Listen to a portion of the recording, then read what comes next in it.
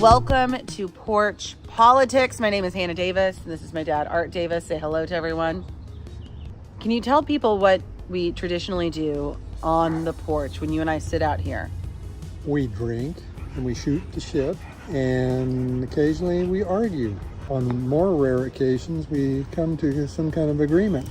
I was working in news in Texas, and it came down in the AP that Kansas, the Bible Belt state, which we all perceive it as, voted, the people did, not lawmakers, the people, to constitutionally protect a woman's right to health care, to abortion. Even in a conservative state or a religious state, if you want to call Kansas a religious state, you can't control people's lives to that extent. If you leave it to the people will give you a much more middle-of-the-road point of view.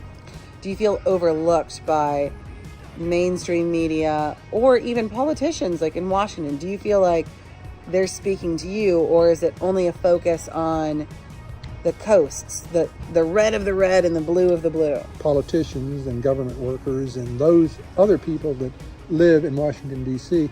live in a bubble. Like World War I trench warfare, they've dug themselves into opposing sides, and they are shooting machine guns off and lobbing artillery shells at each other, and there's no dialogue in the middle. Are we more open and truthful in this setting than what you would see on cable news, or maybe even if you're at a dinner party? And that's where most things get decided, is not in the halls of Congress, but they get decided in the back rooms. Somebody sharing a drink or a cigar or just a nice conversation. You've got to be willing to listen. You've got to be willing to compromise. And until Democrats and Republicans come to the understanding that we are Americans first and party politicos last, nothing will get done. Do you ever take away something new? If I'm not learning, then what am I doing?